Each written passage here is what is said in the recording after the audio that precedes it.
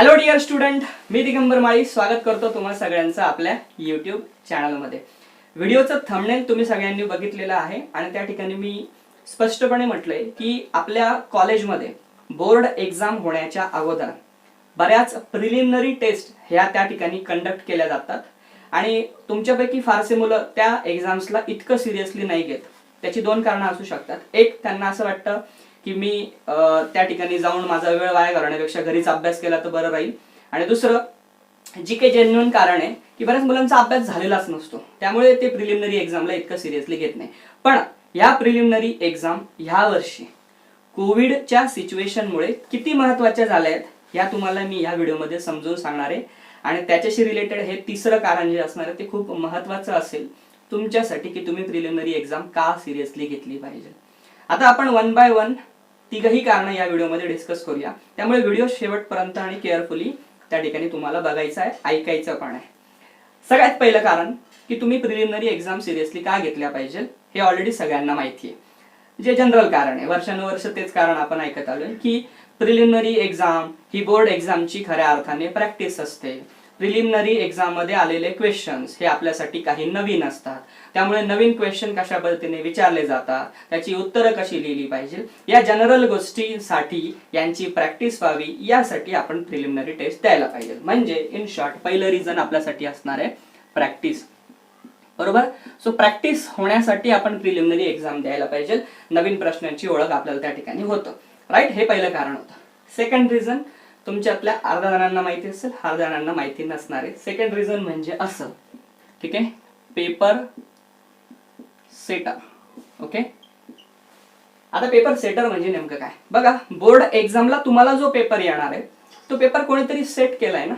मग ते सेट करणारे कोण आहेत? वेगवेगळ्या कॉलेजेसमध्ये जे सिनियर लेवलला प्राध्यापक असतात किंवा जे लेक्चरर असतात किंवा प्रत्येकाकडे एखाद्या पर्टिक्युलर सब्जेक्टचा जो व्हास्ट अनुभव असतो, एक्सपिरियन्स असतो, त्या बेसिसवर काही पेपर सेटर हे त्या ठिकाणी फायनल केले जातात. आणि हा प्रत्येक पेपर सेटर आपल्या परीने त्या सब्जेक्टचे काही क्वेश्चन्स बोर्डला सुचवत असतो, सजेस्ट करत असतो. मग बोर्ड त्यांचा विचार करून एक पेपर फायनलाइज करतं. असे मल्टिपल पेपर्स हे बोर्ड एक्झामसाठी फायनलाइज केले जातात. इन केस एखाद्या वेळेस कॉपी केस झाली किंवा एखादा पेपर फुटला तर त्या केसमध्ये तुम्हाला दुसरा पेपर पण मिळत असतो. सो अशा पद्धतीने मल्टिपल पेपर्स बोर्ड हे त्या ठिकाणी रेडी करून ठेवतं.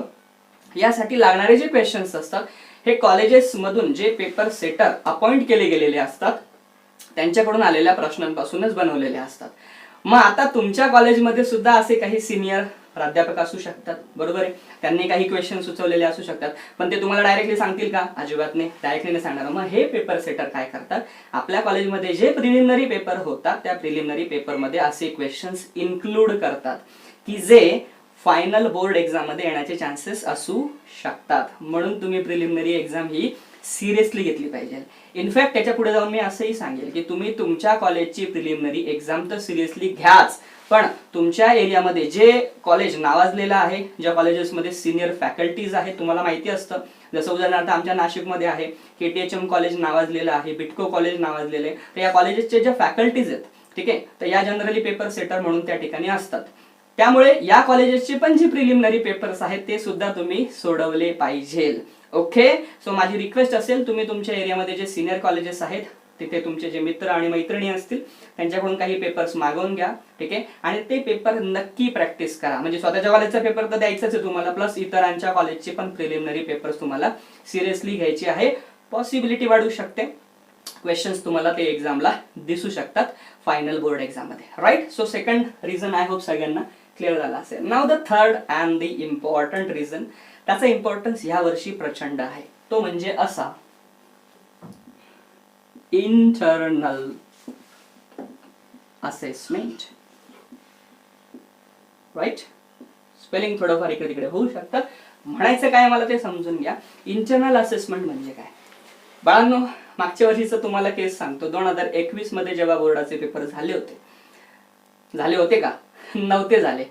बोर्डाचे पेपर होणार आहे असं जेव्हा जनरली वातावरण तयार झालेलं होतं त्यावेळेस अचानकपणे सेकंड वेव्ह आली, पेशंट्स ड्रास्टिकली वाढले आणि डेथ रेट पण खूप जास्त होता. सो अशा भयंकर सिच्युएशन मध्ये बोर्ड जे आहे त्यांनी असा निर्णय घेऊन टाकला की या वर्षी बोर्ड एक्झाम घ्यायची नाही. मुलांना इंटरनल असेसमेंटच्या बेसिसवरती मार्क्स द्यायचे.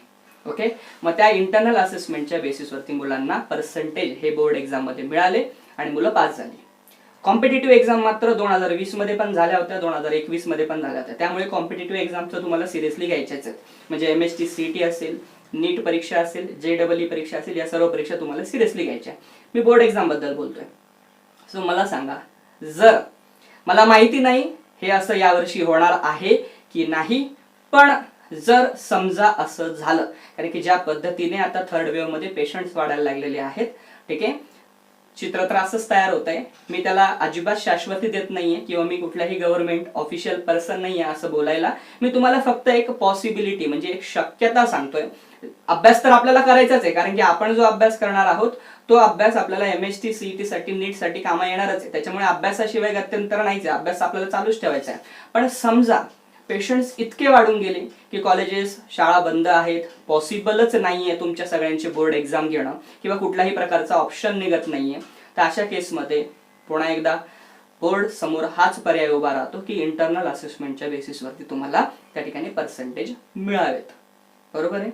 मग मला सांगा, तुम्ही जर प्रिलिमिनरी एक्झाम सिरियसली दिलेली असेल, त्या ठिकाणी तुम्हाला जर चांगले मार्क्स असतील, तर स्वाभाविक आहे बोर्डमध्ये जे पर्सेंटेज तुम्हाला मिळू शकतात त्यामध्ये वृद्धीच होणार आहे, इन्क्रीमेंटच होणार आहे. म्हणून प्रिलिमिनरी एक्झाम सिरियसली घ्यायला पाहिजे असं माझी एक पॉसिबिलिटी आहे. बघा तुम्हाला पटतंय का?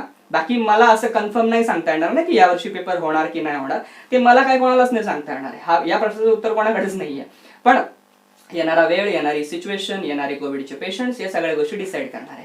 सो अल्टिमेटली प्रिलिमिनरी एक्झाम दिल्यामुळे फायदेच फायदे आहेत, लॉस मध्ये तुम्ही कुठल्याही अँगलने नाही आहेत. म्हणून जर तुम्ही या अगोदर असा विचार करत असाल की नाही यावर्षी प्रिलिमिनरी एक्झाम देऊन बघू, तर मी म्हणेल सिरियसली द्या. ओके, फर्स्ट क्वेश्चन्स तुम्हाला कळणार आहेत, सेकंड प्रॅक्टिस खूप चांगली होणार आहे. पॉसिबिलिटी आहे जर बोर्ड एक्झाम झाली समजा, ठीक आहे, आता वॅक्सिनेशन पण झालंय ऑलमोस्ट 13 ते 18च्या वयोगटामध्ये मुलांचं, म्हणजे बोर्ड एक्झाम होऊ पण शकते. राईट, होऊ पण शकते म्हणजे टाइम टेबल तर आलंय ना, दिलेल्या वेळात होऊ शकते असं मी म्हणतोय. सो समजा झाली तर मग तुम्हाला प्रिलिमिनरी एक्झाम मध्ये जर तुम्ही चांगला अभ्यास केलेला असेल, पेपर दिलेले असेल, त्याचा फायदा बोर्डला होणार आहे. आणि समजा नाही झाली आणि इंटरनल असेसमेंट झालं, तिथेही तुमचा फायदा असणारच आहे. सो एकंदरीत सर्व पॉइंट्स, व्ह्यूज मी या व्हिडिओमध्ये क्लिअर केले. आज भरपूर दिवसांनी व्हाईट बोर्डवर व्हिडिओ बनवतोय, सगळ्या सेटिंग्स वेटिंग करायला मला वेळ लागला, पण असो माझे पॉइंट ऑफ व्ह्यूज तुम्हाला क्लिअर झाले असतील. राईट, तर तुम्ही सर चॅनलला नवीन असाल, लाईक बटन हिट करा, सबस्क्राईब करा आणि पुढचे व्हिडिओज अशाच टॉपिकवर तुम्हाला जर हवे असतील कमेंट सेक्शन मध्ये नक्की टाका. स्वतःची काळजी घ्या, वॅक्सिनेशन केलं नसेल तर नक्की वॅक्सिनेट करून घ्या स्वतःला. इतर तुमचे जे मित्र मैत्रीण असतील त्यांनाही करा. मस्त छान अशी सेल्फी काढा, 24 तासासाठी ठेवा, आनंद घ्या आलेल्या परिस्थितीचा. आनंद घ्या म्हणजे फार सिरियस परिस्थिती बाळांनो. वॅक्सिनेशन करून घ्या प्रत्येकाने, ठीक आहे, घाबरू नका. एक दिवस हात दुखतो, बाकी काही नाही होत, ठीक आहे, आला तर थोडासा ताप येऊ शकतो, बाकी त्याच्या व्यतिरिक्त काय होत नाही.